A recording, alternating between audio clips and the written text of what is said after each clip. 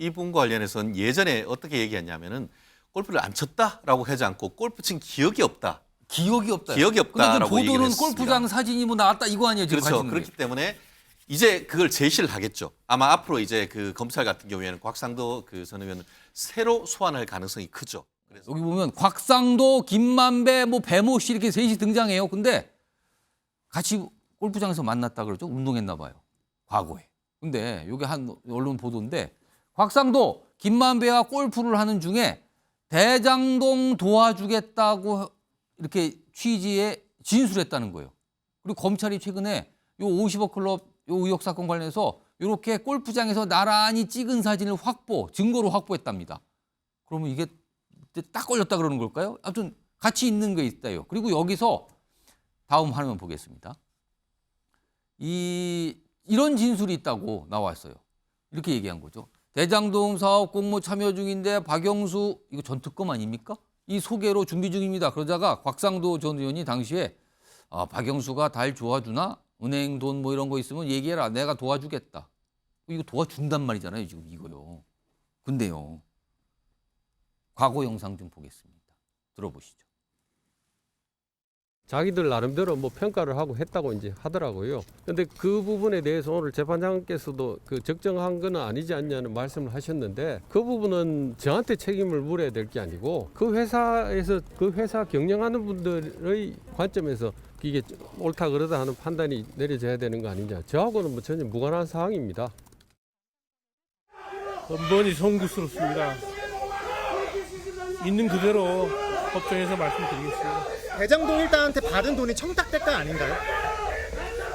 망치를 휴대전화 부셨다는 증거인멸 정황에 대해서 어떻게 생각하세요? 오늘 영장 회집자에서 어떤 부분을 좀 강조하고 소명을 하셨는지 한 말씀 부탁드릴게요. 됐습니다. 미안합니다. 최진용 변호사. 지금 앞서 과거 영상인데 아까 영상으로 한 보도에서 나왔던 내용을 좀 요약해서 정리드린 건데 이 보도 내용에 대해서 곽상도 전 의원은 뭐라고 설명을 할 수 있을까요? 그렇습니다. 결국 이 부분과 관련해서는 예전에 어떻게 얘기했냐면은 골프를 안 쳤다라고 하지 않고 골프 친 기억이 없다. 기억이 없다. 기억이 근데 없다라고 지금 얘기를 보도는 했습니다. 골프장 사진이 뭐 나왔다 이거 아니에요 지금 그렇죠. 가지는 그렇기 게. 때문에 이제 그걸 제시를 하겠죠. 아마 앞으로 이제 그 검찰 같은 경우에는 곽상도 전 의원은 새로 소환할 가능성이 크죠. 그래서 그 부분과 관련해 가지고 지금 어떤 사실관계를 확인할 텐데 다만 이미 일단 기소된 부분 같은 경우에는 기소된 피고인을 검찰이 부르기가 쉽지가 않습니다. 그러면은 지금 항소심이 진행되기 있기 때문에 예. 항소심 진행되는 중에 곽상도 의원에 대해서 이 사진을 제시를 하면서 피고인 신문하면서 그때 이렇게 그 골프 쳤는 거 맞냐? 다시 기억을 더듬겠죠. 그러면서 기존에 그때는 기억이 안 났는데 지금은 보니까 그때 몇 월 며칠 날 했는 것 같다라고 하면은 곽상도 전 의원의 지금까지의 어떤 법적 진술이나 이런 것들이 상당 부분 신빙성이 흔들리게 되는 많이 겁니까? 흔들리겠죠. 근데 저게 있다고 해서 저게 직접적으로 어떤 그 뭐랄까 뇌물죄의 직접적 증거가 되긴 어렵겠죠. 그렇기 때문에 플러스 알파가 있어야 되는데 지금 보면은 추가적인 언론 보도를 보면은 그때 있었던 그 큰 대형 회사의 건설 회사에서 예.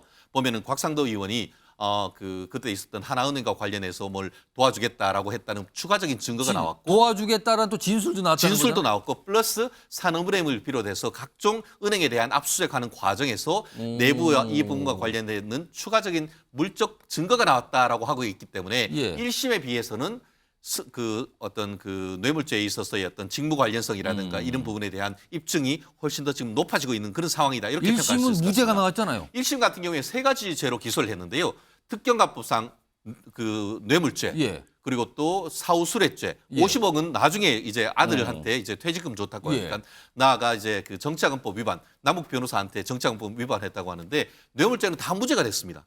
왜냐하면은 직무 관련성이라든가 어떤 뭐 그 당시에 예. 어떤 하나은행에 굳이 청탁을 해야 될 이유가 없다라는 그런 상황이 배경이 됐는데 그와 같은 다른 상황이 지금 나오고 있기 때문에 그 뇌물 관련된 혐의에 대한 그렇죠. 다른 사항이 나타났다. 제일 중요한 거는 지금 뭐 옛날에 남욱 변호사한테 받았던 그 정치자금이 문제가 아니고 이 50억 클럽 이게 뇌물죄로 인정되는 거가 몸통이기 때문에 이 부분에 있어서 기존보다는 훨씬 더 유력한 증거가 나왔다. 다만 그럼에도 불구하고 이 증거가 또 직접적인 증거냐 그것만으로도 충분히 어떻게 보면 유죄를 입증할 수 있느냐는 또 다른 문제여서 공소유지에 검찰이 만전을 기해야 될 것 같습니다. 한 30초 남았는데요. 짧게 사실 50억 클럽 의혹을 받는 인물이 지금 한둘이 아니잖아요. 네, 다른 그렇습니다. 분도 또 있잖아요. 그 수사는 어떻게 되고 있습니까? 아직까지는 조용한 것 같은데요.